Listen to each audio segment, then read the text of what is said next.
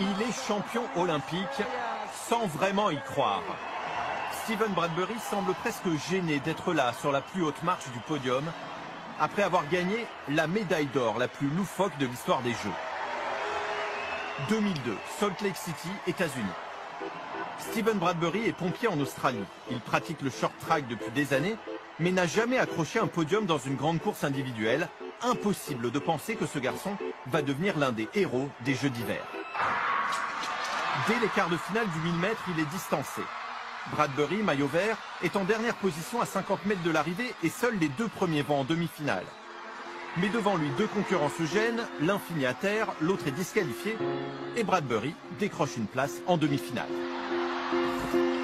Justement, en demi-finale, rebelote. Bradbury, toujours en maillot vert, est à la traîne et dans le dernier tour, il profite à nouveau d'un incident de course et se qualifie in extremis.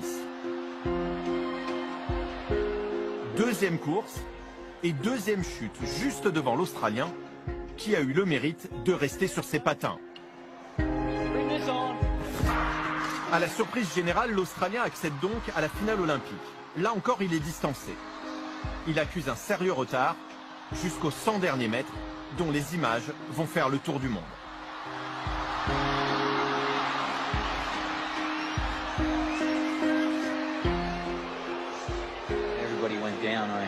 Quand tous les autres sont tombés, j'étais tellement surpris d'être le premier à franchir la ligne d'arrivée. Et je me suis dit, mais attends, j'ai gagné là ou quoi? Évidemment, j'ai des sentiments un peu mitigés. Je sais très bien que je n'étais pas le meilleur dans cette finale. Mais gagner une médaille d'or, ça reste extraordinaire. Et je ne vais pas la rendre, croyez-moi. Jamais un Australien n'avait remporté une médaille d'or aux Jeux d'hiver. L'incroyable parcours de Steven Bradbury fait surtout de lui le champion. Je ne sais pas ta situation. Je ne sais pas où tu te retrouves actuellement. Est-ce que dans ton parcours, d'après ce que tu avais prévu pour toi, à un certain moment, tu te dis que tu te retrouves vraiment à la dernière place? Tu sens que la vie n'a plus trop de sens pour toi. Les autres avancent, ils se payent des maisons, des voitures, des voyages. Toi, tu as comme l'impression que quand c'est ton tour, il n'y a plus rien. D'autres ont des enfants facilement. Toi, depuis que tu t'es marié, tu n'as pas des enfants. Tu as toujours comme l'impression que tu te retrouves à la place où il ne faudrait pas être. Aujourd'hui, j'ai envie de te dire que n'arrête pas de continuer à faire ce que tu sais faire de mieux. N'arrête pas ce projet que tu as commencé dans lequel tu crois fermement parce que ça n'a toujours pas marché. N'arrête pas.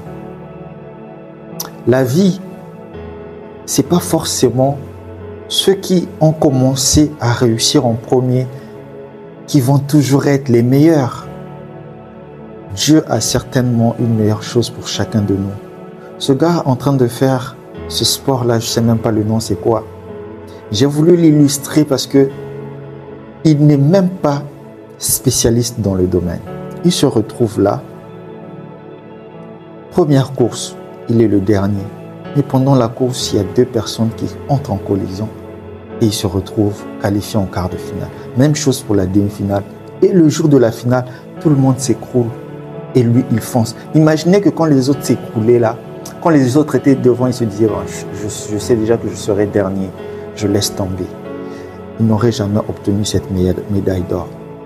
Dieu, il a des plans que l'œil humain ne peut pas bien comprendre, que tu ne peux pas bien voir. Certainement aujourd'hui, je te dis, ouais, c'est vrai qu'il a des plans, mais écoute, c'en est trop. Apparemment, il n'y a que moi. Apparemment, je suis mal né. Non, tu n'es pas mal né. Sa gloire va éclater dans ta vie. Sa gloire va éclater. Seulement, n'arrête pas. Et n'arrête pas de lui faire confiance. Les plaintes, quand on se plaint, c'est comme mon ami disait dernièrement, chaque fois qu'on vient auprès de Dieu et puis on demande quelque chose, quand on n'a pas obtenu la chose tout de suite, ça ne veut pas dire qu'il n'a pas agi. Lorsque la graine est en terre, en train de germer, on ne voit pas. C'est lorsque ça va sortir, mais ça ne veut pas dire que le processus avait déjà pris place. C'est la même chose avec Dieu. Mais le problème, c'est que nous, on vient tout le temps se plaindre, on revient à Dieu, on vient se plaindre, on dit ouais, depuis que je t'ai demandé, toi aussi tu traînes trop, voilà, les autres sont en train de partir, moi là j'ai en train d'avancer, je me marie pas, je vois pas ceci.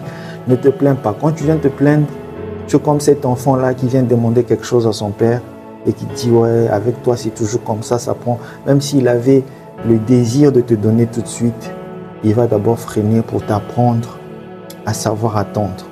Ne vous plaignez pas, vous freinez le processus de votre gloire.